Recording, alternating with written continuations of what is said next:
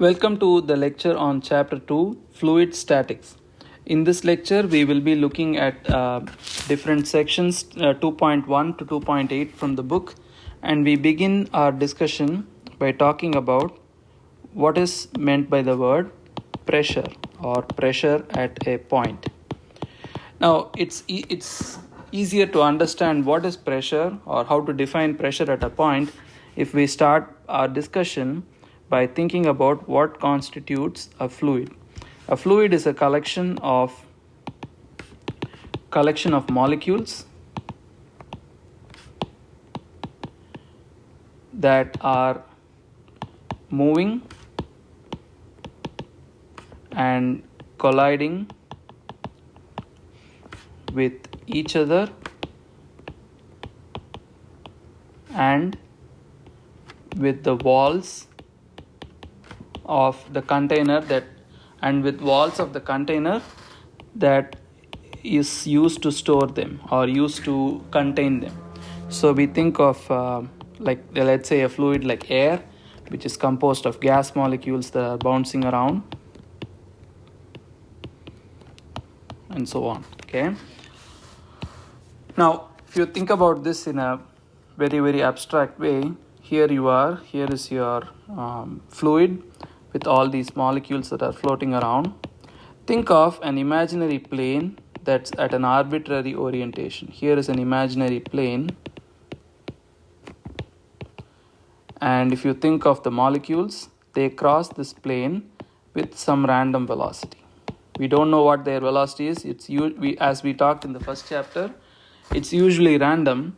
And if you think of each molecule has a velocity that is v bar, and when they reach a plane, like for example when they reach a real plane like that of the wall, they undergo a collision and they bounce off. Their momentum going in, let's say it's mv, coming out it's like minus mv.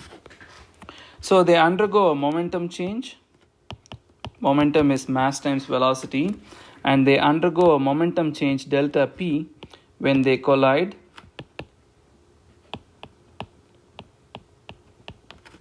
with a surface, which could be a wall. Okay, they undergo a momentum change delta p. Now, if you consider the wall, each molecule undergoes a momentum change delta p, and this happens over a certain time period delta t.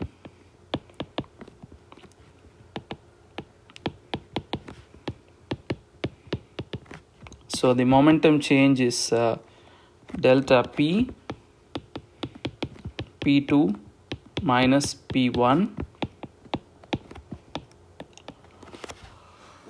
and the time over which it takes place is delta t. Now, what do we know from Newton's second law?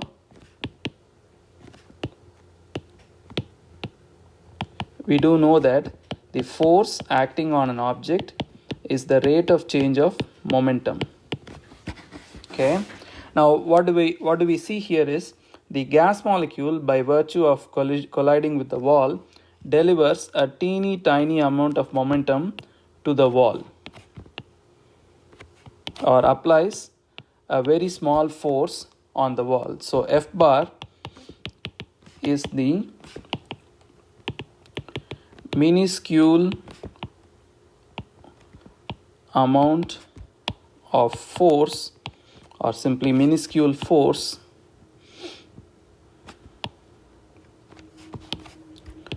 exerted by the gas molecule or by the fluid molecule. It need not be gas, it could be a liquid also. By the fluid molecule on the wall. When you talk about forces, it's very important to talk about by whom, on whom. Okay, by the fluid molecule on the wall. Now, if you think of the wall itself, a lot of molecules are undergoing collisions simultaneously.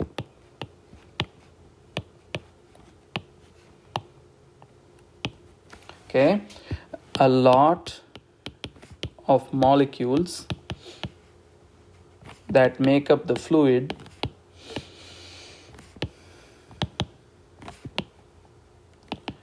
are undergoing collisions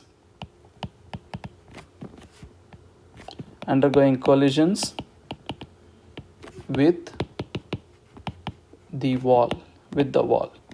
So if you think of a wall whose area is about like A, and each molecule delivers a punch whose magnitude is like F, okay, or Fi, meaning the force delivered or force exerted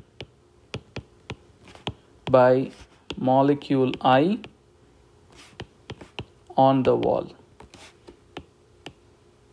Okay, force exerted by the ith molecule on the wall. So I can sum up all these forces.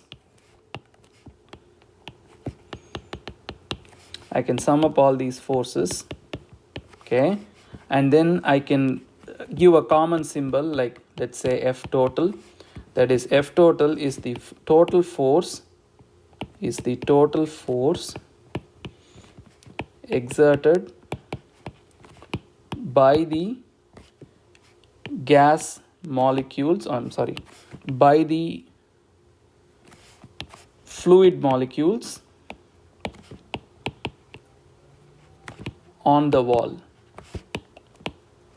Instead of calling it total force exerted by the fluid molecules on the wall, I'll simply say this is the force exerted by the fluid on the wall. That is, the word fluid is a shorthand for the collection of all the fluid molecules. Okay, the action of individual molecules is collectively called action by the fluid. So it's the force exerted by the fluid on the wall, and our wall could be big, or it could be small, or it could be medium sized, whatever size. The thing is, the total force exerted by the fluid molecules is of course proportional to the number of fluid molecules. It's of course proportional to the number of fluid molecules that are bouncing off of the wall. Okay, so this is not a very good measure of the force, this is not a very good measure of the interaction between the gas molecules and the fluid and the wall, because this number grows with n. That is, if you had n being equal to 1 as opposed to n being equal to 10 power 25, this number obviously will keep growing. But what is something that's easy to calculate, or more consistent to calculate, is that let's take the total force and divide it by the area of the wall. The total force acting on the wall per unit area. This quantity is called the famous word pressure. Pressure is force per unit area. It is like saying it is the force experienced by every meter squared or centimeter squared or square inch of wall that faces the fluid. Pressure is the force experienced by every meter squared or every unit area of the wall that faces the fluid, and we give it a symbol P, lowercase p. Pressure is force per unit area. Okay, force per unit area. Now we talked about the wall that is on one side of the container that's exposed to the fluid, and the pressure here is due to the molecules that are bumping into it from left to right. Okay. Now if you take any random point in the middle, let's say you take any particular point A, if you draw an imaginary plane, you can draw the plane in any angle that you want. you can argue that no matter what the orientation of the plane is, for an arbitrary orientation, the number of fluid molecules crossing this plane is approximately the same. That is, for every molecule that's coming from here to here, there is a molecule that's going the opposite way. For every molecule that's coming from here to here, there is a molecule that's going the opposite way. So what you can argue is, no matter how you orient this imaginary plane at this point A, the pressure at a point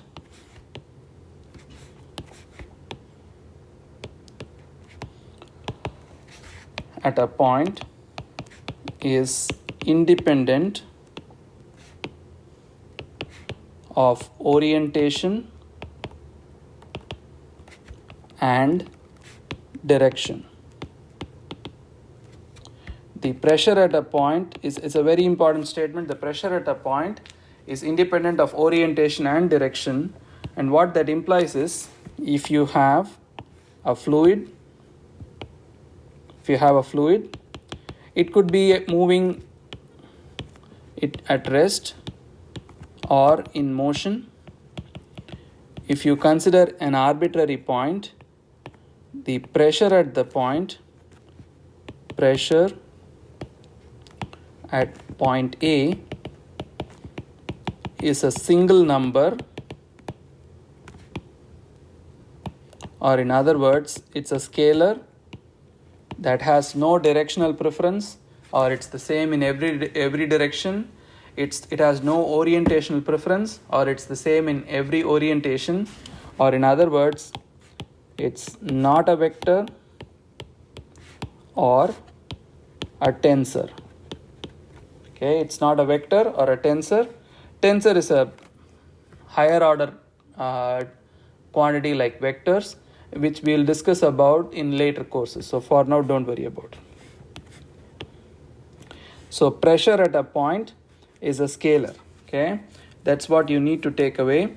In fact, in the book, if you look at section 2.1, okay, there is an important statement there that the pressure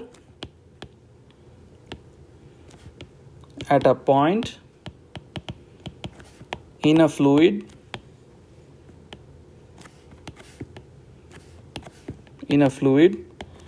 at rest or in motion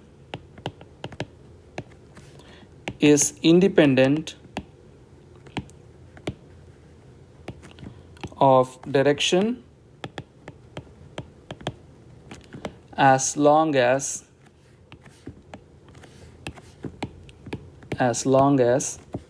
there are no shearing stresses present.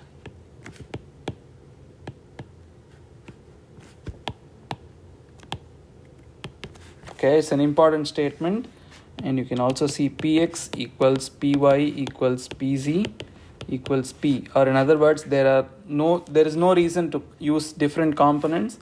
They all have the same value. So it's a simple scalar. Okay. Moving on in our discussion to figure out the pressure variation in a fluid that is at rest. We want to understand, if you have a fluid, let's say a tank of water,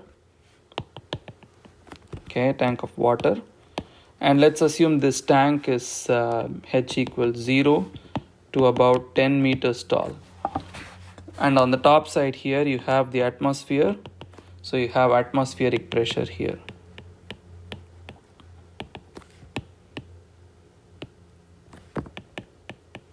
Okay. What you want to know is, how does the pressure vary as a function of height along the column of water? how does pressure vary as a function of height? That's what we want to understand. And if you think about pressure itself, pressure is momentum, or sorry, not momentum. Pressure is the force exerted by gas molecules or by gas or liquid molecules on a surface. Now you can ask me, what if I have a tank of water and I think of pressure at a point A, but there is nothing really at A. It's just a point, and I want to know, or I say that the pressure at point A is P. What do I mean by that? By that we mean if a very minute pressure probe or a force sensor of area A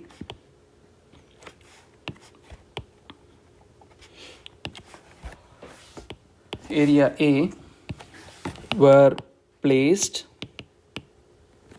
at the point A, it would show a reading. If it's a pressure probe, it would show a reading of P. If it's a force probe, it will show a reading of P times A, which is equal to F. It will show a reading equal to F, which is P times A. What we mean by pressure at a point is, if you insert something there as a probe, how much will you experience as a force? That's what we mean by pressure at a point. Now, the pressure at any given point, okay, if you think of all the molecules in that little point, I'm going to zoom that, and this little point here is actually a volume in which these molecules are all floating around. Okay, and if you put like a thin metal foil here, they are all going to bump into the foil, and the force that you read that this thin metal foil experiences is what you call as pressure. Okay, now this layer of or this collection of molecules, they have a velocity that's all random, and they exert a force that you call as pressure. That's clear. Now, if you have a tank, you have the bottom layer of fluid, and then there is another layer on top of it. There are lots of layers. That is, you can think of the fluid at the top.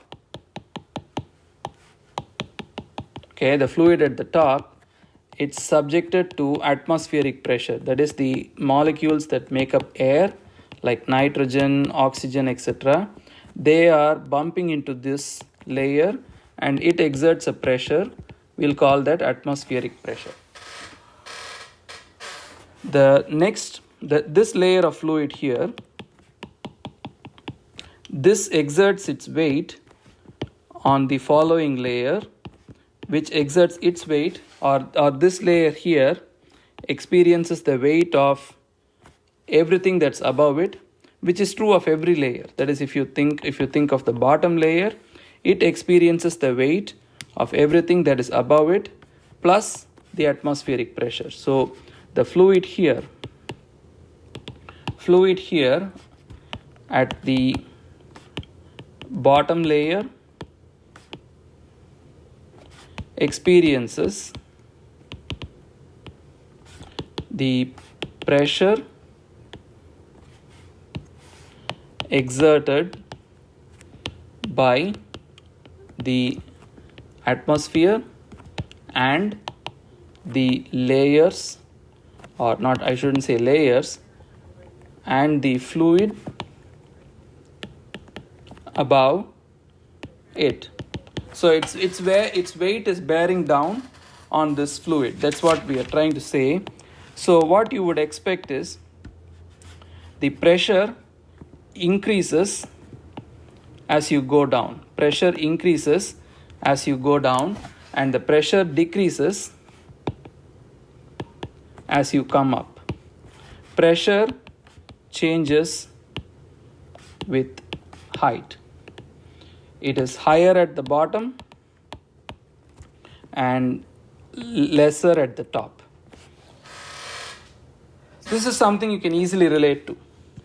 Examples, like if you are taking scuba diving, as you go underneath, as you go down at depths that are several hundred feet or of at least tens of feet, you know that the pressure increases. Scuba diving, or where pressure increases with depth.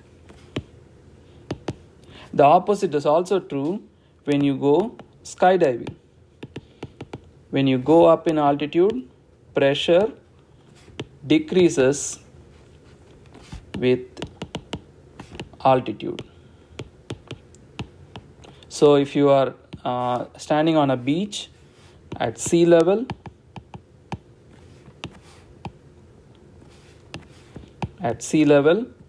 as you go down, pressure increases relative to the pressure at sea level. As you go up in the atmosphere or for higher altitudes, pressure decreases relative to the pressure at sea level. So when we say pressure increases or pressure decreases, we implicitly say relative to the pressure at sea level or some reference level. It need not be sea level always, it could be some reference level.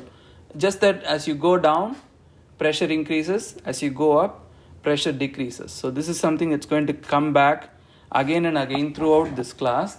Pressure is always varying with depth, and that's because there is gravity and that the fluid above us exerts weight on the fluid that is below.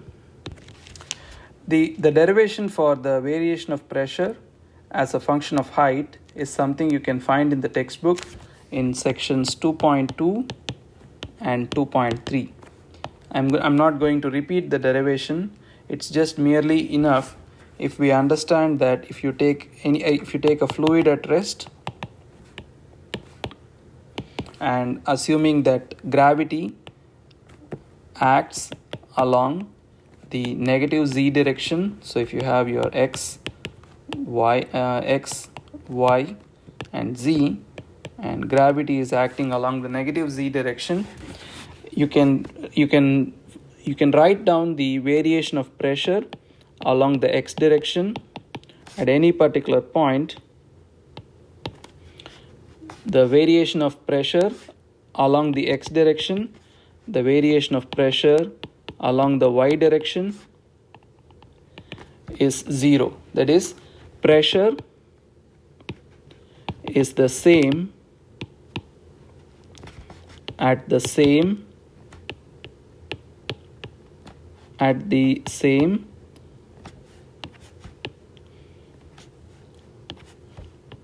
horizontal level. That is, if you have a fluid, assuming that this is x, and the plane that's coming out of the paper is y, and the plane direction that's going up is z, gravity acts down. The pressure at any given horizontal level, that is, if you have a fluid layer, the pressure at this entire level that's at the same height, pressure is same for all points in the same horizontal level. That is, assuming gravity is along the vertical or in other words, we actually define horizontal and vertical depending on where gravity is. That is, if you have gravity acting one way, in the direction perpendicular to that direction, the pressure is constant. So that's what is meant by the statement dP by partial P over partial X is 0, partial P over partial Y is 0. Okay. The third direction, the partial P over partial Z, is minus rho times G. Okay. Rho is the density of the fluid. We'll be using this symbol throughout. And G is the acceleration due to gravity. Again, I'm not showing the derivation of how we got these three equations. You can find out that in section 2.1 and 2.2 and 2.3. So what is the implication of this statement? Partial P over partial Z is minus rho G. Let's write this as dP by dZ equals minus rho G, since the other two terms are 0, the other two partial derivatives are 0, and we can integrate this. Okay, let's say this is Z equals 0 and Z equals H. Okay, we can write integral dP equals minus rho dZ and integral. So I'm going to integrate this from Z1 to Z2 and P1, which is at a height Z1, and P2, which is at a height Z2. Okay, I can do this integration as P2 minus P1 equals minus rho Z2 minus Z1, or P2 is P1 minus rho G times Z2 minus Z1. So here's a simple picture. Here is Z1, here is Z2, here is P1, here is P1, and here is P2. In this picture, if I take Z2, if my origin for Z is here, Z2 minus Z1 is a positive number. This is a positive number. Okay, there's a negative sign here. Of course, these two numbers are positive numbers. Whatever is P1, I'm having something that's positive being subtracted from P1. So what this implies is P2 is less than P1. As I go up, pressure reduces. Okay. Now the other way is also possible. Instead of going from 1 to 2 in the direction that's above, I could also have drawn my diagram. Z equals 0. This is Z1 and this is Z2. P1, P2. So in this case, Z2 minus Z1 is a negative number. I have P2 equals P1 minus rho G times Z2 minus Z1. Since this is negative, this is positive, I am subtracting a negative number, which implies P2 is more than P1. I'm coming down, pressure increases. One of the main equations that you will use in this class is that of partial P over partial Z is minus rho G, or dP over dZ is minus rho G. So very important equation, and depending on how rho varies or how density variation or what type of fluid, density variation with height, with temperature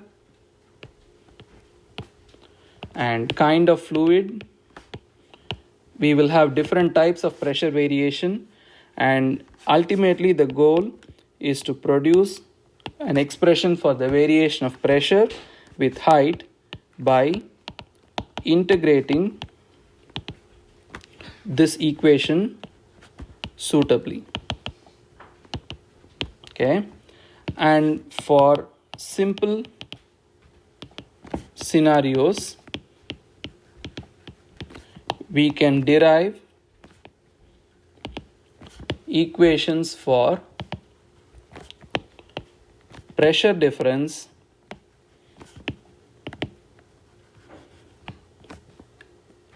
in a fluid that is at rest,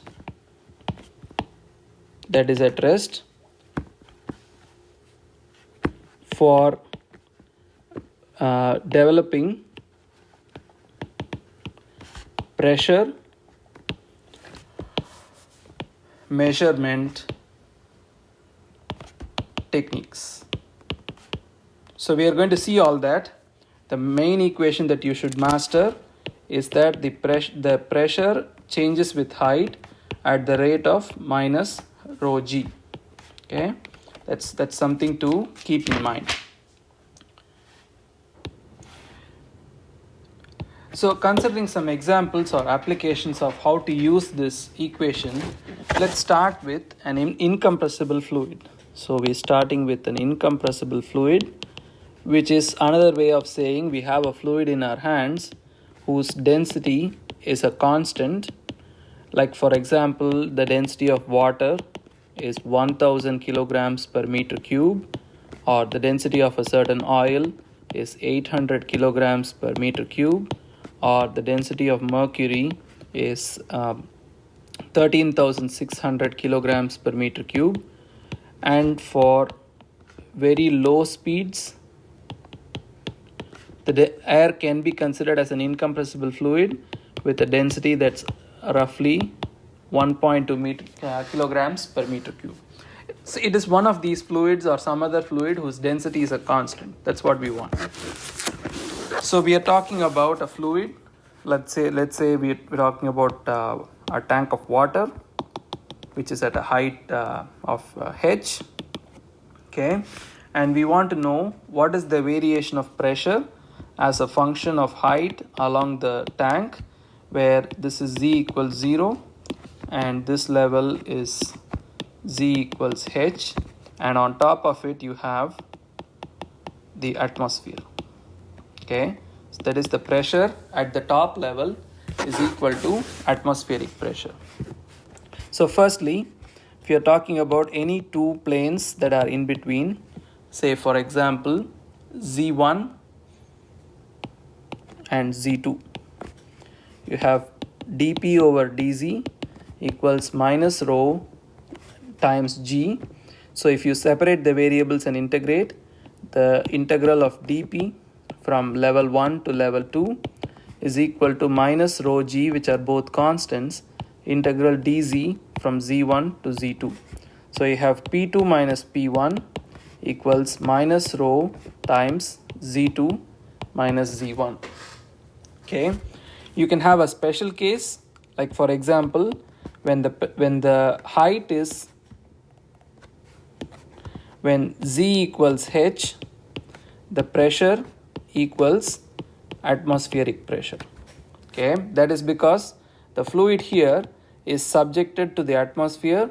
Whatever pressure the atmosphere exerts on it, we call it the atmospheric pressure. Okay, this is P atmosphere.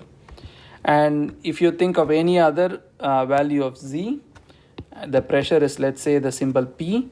So you can take this equation, P2 minus P1 equals minus rho g z2 minus z1. Let me say P2 is P atmosphere minus P equals minus rho g times h minus z. Or if I rearrange this and solve for P equals P atmosphere minus rho g times h minus z. You know that z varies between 0 to h. So you can estimate what would be the value of the pressure. What would be the value of the pressure at h z. Okay. So I made a small mistake here. when I write this equation, this is P equals P atmosphere plus rho g h minus z, or P equals P atmosphere minus rho g times z minus h. Okay, when we are at the bottom, z equals 0, which implies P equals P atmosphere plus rho g h. Okay, when we are at the top, z equals h according to our coordinate system, and you have P equals P atmosphere. So you have this level, z equals h, P equals P atmosphere, and z equals 0, P equals P atmosphere plus rho g h. This rho g h is simply the weight of the fluid, or this is due to the weight of the fluid above z equals 0. It's simply the contribution of this amount of fluid to the pressure that is found at the bottom of the tank. Okay, so main thing is P equals P atmosphere minus rho g z minus h. So if you plot the variation of pressure as a function of height, okay, here is z equals 0, here is z equals h. If you start at the atmospheric pressure level, which is here, you will end up with something that's this level here is rho g h. So this level is P atmosphere plus rho g h. Okay, so that's the variation of pressure for an incompressible fluid. And one way of writing this is, suppose if you define the pressure at the top to be P atmosphere and the pressure at the bottom to be P atmosphere plus rho g h, you can calculate what is the pressure difference between the top and the bottom. So I'll write P bottom minus P top, and this would be what? This would be rho g h, or in other words, h is the pressure difference between the top and the bottom divided by rho g, and this is also called the pressure head. Okay, pressure head. That is, if there is a pressure difference divided by density times gravity has units of height, and it is commonly used to denote the pressure difference. What I mean by that is, I'm sure you would have heard of the term 120 millimeters of mercury when you visit a doctor. That is, this is a shorthand of expressing blood pressure. What the doctor is saying is that the actual pressure that is measured is equivalent to 120 millimeters height of a column of mercury.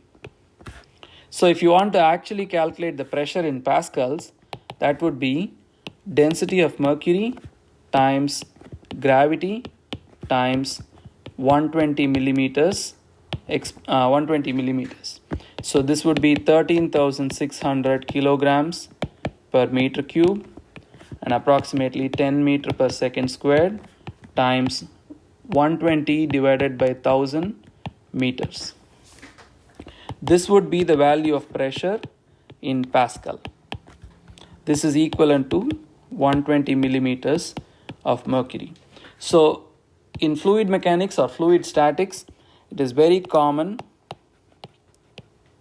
to use height to denote pressure. And the conversion goes as H equals delta P over rho G, or P equals H rho G H.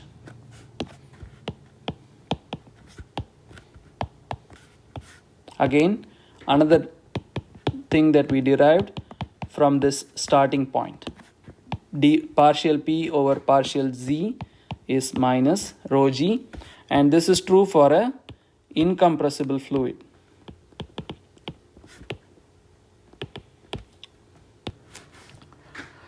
For a compressible fluid, for the case of a compressible fluid, which is usually a gas, let's say we think of an ideal gas like helium or nitrogen or oxygen at high temperature, low pressure, you have the pressure being related to the density through the ideal gas equation. So we start with dP over dZ equals minus rho G, and we do know that density is related to pressure, so this is minus rho RT times G. Okay. Now, if we are thinking isothermal conditions, if we say that we have a long column of gas, okay, very tall column of gas whose temperature is constant, that is, temperature is uniform throughout the column, say Z equals 0 to Z equals H,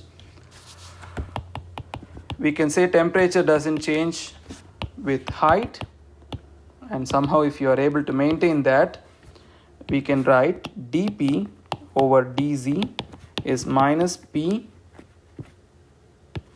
I think I made a small mistake here. I need to write this as P divided by RT. Okay, P divided by RT. So I have minus P divided by RT times G.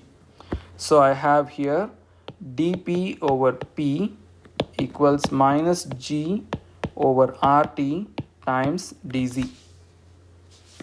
Okay, I know that temperature is constant, or at least I am assuming that initially, and I'm going to integrate this between P1 to P2 like I did before, and Z1 to Z2. I have the logarithm, natural log of P2 over P1, that's what you get when you integrate dP over P, is equal to minus G over RT times Z2 minus Z1. Or I can write P2 is P1 times exponent of minus G times Z2 minus Z1 divided by RT. This is for an ideal gas. Ideal gas whose temperature is constant and independent of height. Okay, this is for isothermal conditions. Now, this isothermal condition is a very big ask. Isothermal condition, maintaining isothermal conditions is not easy, and in fact, if you look at the atmosphere, you know very well for a fact that as you go higher in altitude, the temperature drops and so does the pressure. So it's not easy, or it's not appropriate to consider the atmosphere as something that is whose temperature is a constant with height. In fact, if you look at section 2.4, we talk about what is called as the standard atmosphere. Okay, the standard atmosphere is a model for the temperature variation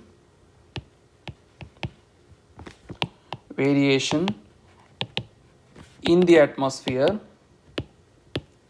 and the model goes as the temperature is the temperature at the sea level minus a coefficient beta times Z.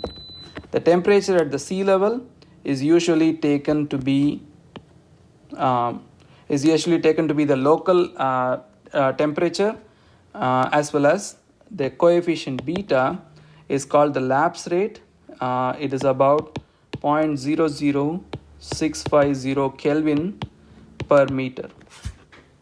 Okay, the point is you have your equation dP over dZ is equal to minus P over RT, where T is no longer a constant but it's a function of Z times G. Okay, we want to now calculate the variation of pressure with respect to height.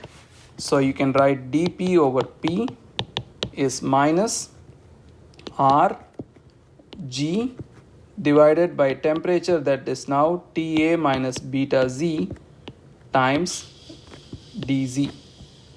And we are going to integrate this between P1 to P2 and Z1 to Z2.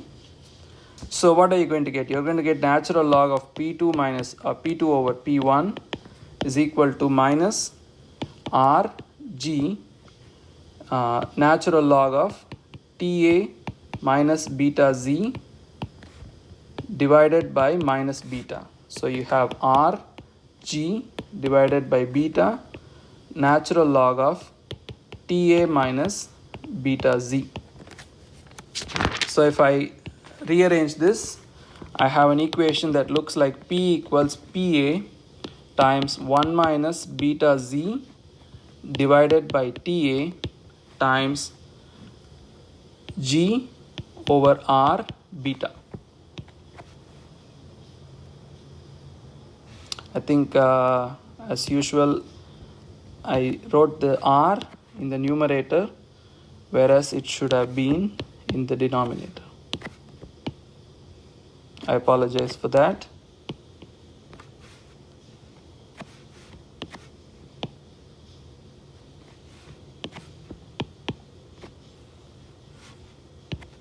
So here you have the variation of pressure with height in the standard atmosphere. Okay. Ultimately, if you know the variation of pressure, or if you know the equation that connects pressure and density of the fluid, you can derive everything else as a special case by integrating this equation. So I ask you to go through section 2.3 and 2.4 that talk about all the concepts that we discussed here related to pressure variation. The direct application of this concept of pressure variation with height comes in the aspect of, or in the practical aspect of, pressure measurement. So we are going to talk about measurement of pressure, and conventionally a lot of devices have been developed based on the concept that pressure changes with height in a definitive way that is proportional to the density of the fluid and height. So if you think of the most simplest devices to measure pressure, it's called the mercury barometer.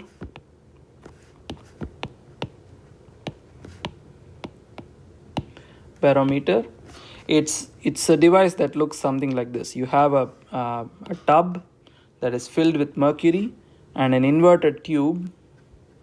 Okay, and an inverted tube.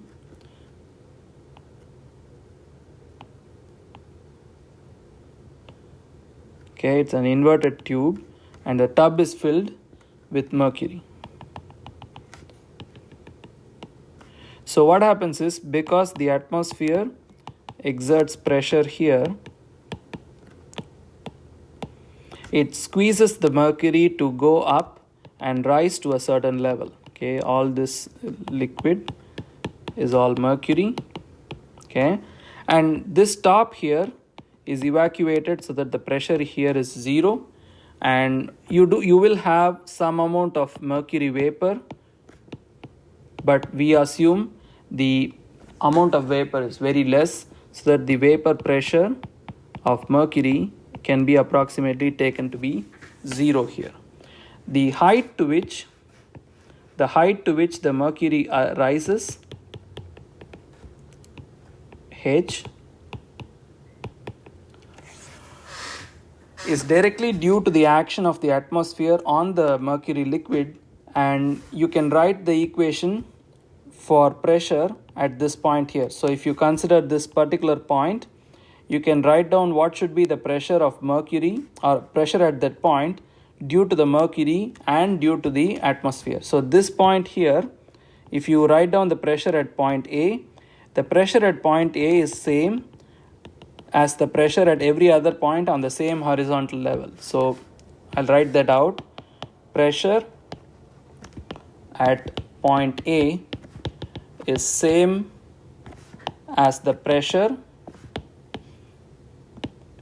at any other point on the same horizontal level. We saw this before. Since dP by dx is equal to dP by dy equals 0, the pressure at every point on that horizontal level is 0. So if I have point A, this is, if you go back, this column of liquid is exerting pressure at point A. So I can write this as the vapor pressure plus rho mercury times G times H. And we said we'll take this to be 0. So this is exactly equal to the density of mercury times G times H. The pressure at point A is also equal to the atmospheric pressure, because you have your column here. So this is atmospheric pressure. At every point on this level, atmospheric pressure acts, and since this is all connected by the same fluid at the same level, the pressure at all these points must be the same, which implies the atmospheric pressure should be equal to rho G times H. So this is a principle that's used to measure the atmospheric pressure, because typically we don't know this. This is not known. This is not known, and that's what you want to measure. This is easy to measure, easy to read. How do you read this? You make graduations here so that you can directly measure to what height that the mercury rises in the column. So with the reading that you get for the height, with the density of mercury which is known, or somebody has already weighed it and found out its density, this can be calculated. So this device is called a mercury barometer. It's one of the devices that can be used without a calibration. All you need to know is the density of mercury, the acceleration due to gravity at that location, and you should have the ability to read height using a ruler or a scale. So mercury barometer is used to measure atmospheric pressure. Okay.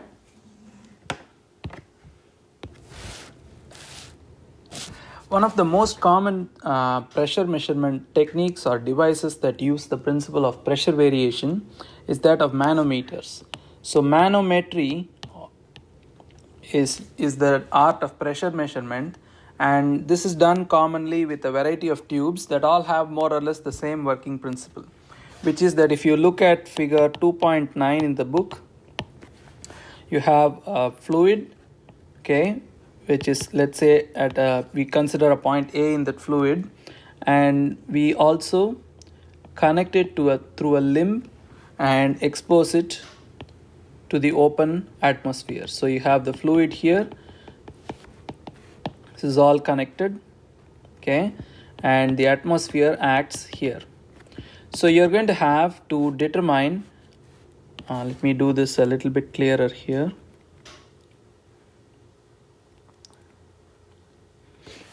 So you wish to determine the pressure at point A, which we'll assume is almost the pressure in the fluid, pressure of the fluid that's inside that spherical cavity, because this height is not too much compared to this height. compared to this height. Okay.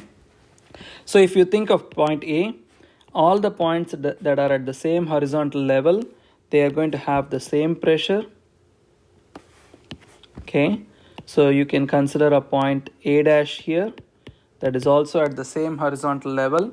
And from A dash, the book considers it as point 1. And from 1, the height to the top is about h1. So we wish to know what is the pressure at point A. And we first recognize that the pressure at point A is same as the pressure at point 1. Okay, which is equal to, if you consider this level here, the pressure at this level is P atmosphere. So I'm going to teach you a trick. If you are at a certain level and you travel down for a certain height, the pressure is whatever pressure at the atmosphere level is, or whatever the pressure is at level 1 plus rho g, and the height that you travel down, rho g h1. So P1 is simply equal to P atmosphere plus rho g h1. It makes sense because at this level the pressure is only due to the fluid that's above the level, which is atmospheric pressure. If you are at this level, it's whatever atmospheric pressure is plus the weight of the fluid that is up here. So if you are at a certain level, if you are at a certain level,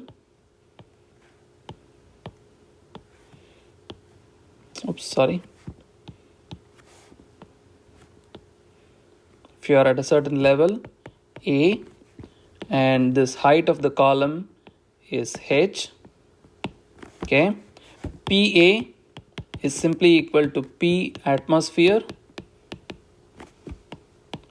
plus rho g h, simply equal to rho g h.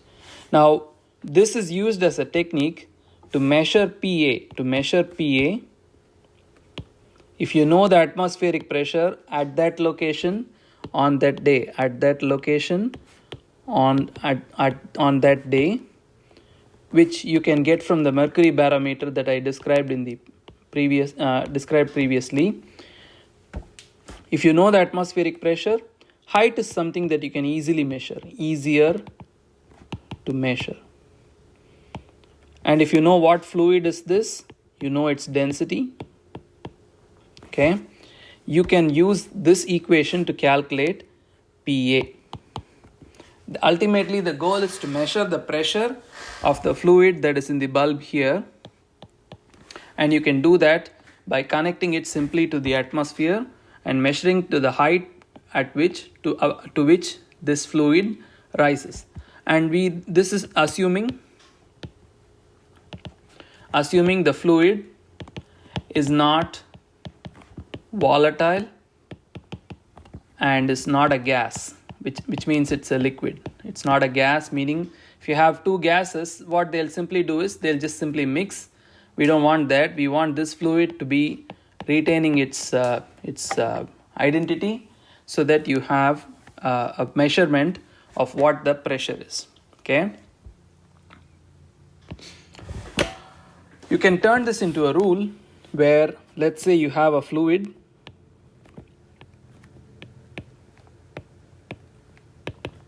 That's fluid 1 whose density is rho 1, and then you connect this to a limb, and in here you have another fluid that's just for the purpose of measurement. It's not something that's participating in your whatever flow that you are thinking about, or it's not your fluid. So this is simply a manometer fluid. Okay, we'll say its density is rho 2. Okay, so here is fluid 1 and here is fluid 2, and fluid 2 is exposed to the atmosphere. Okay, fluid 2 is exposed to the atmosphere. What you wish to determine is the pressure of fluid 1. First of all, we'll assume that fluid 1 and 2 don't mix. They are immiscible.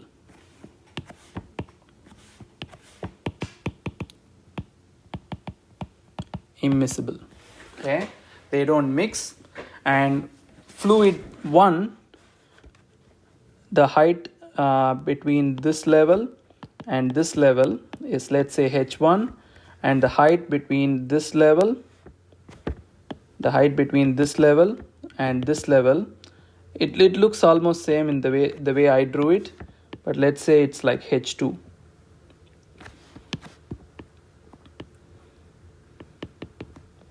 Is h2. Now what you want is, keep your eye on, you want to calculate what is PA. Now if we call this point as 1, this point as 2, and then this point here as 3, the pressure at point A is the same as pressure at point 1. They are at the same horizontal level. Okay, PA equals P1, and then I want to write what is P2 in relation to P1. Now look at here, from 1 to 2 you are going down by a height h1, so that would be minus rho g h1.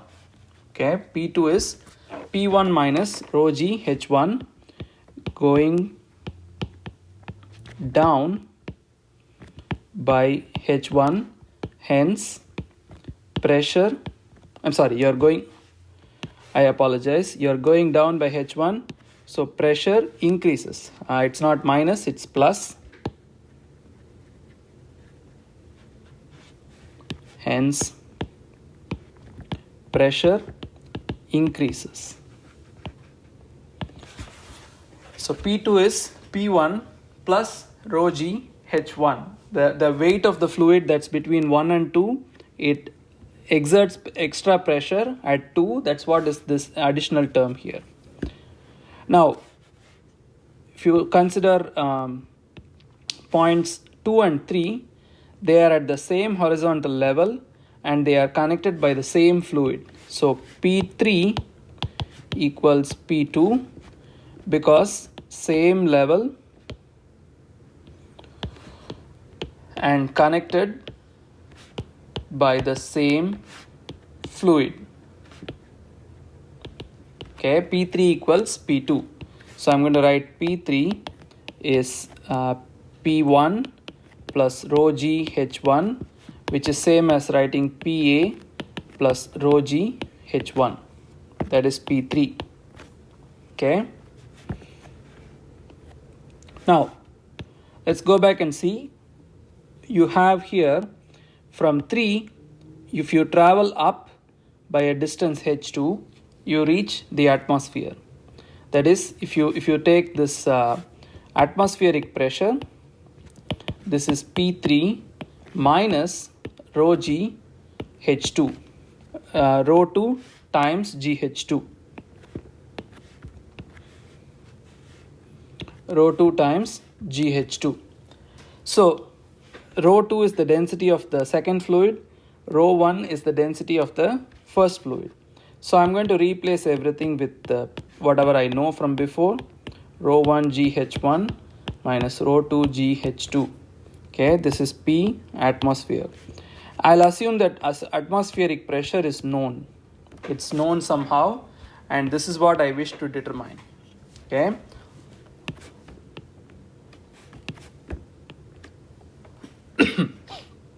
So I'm going to rearrange. PA is P atmosphere minus rho 1 gh1 plus rho 2 gh2. So ultimately, if I am interested in measuring this, I can read these two heights and I know this. You can calculate PA from known density 1 and density 2.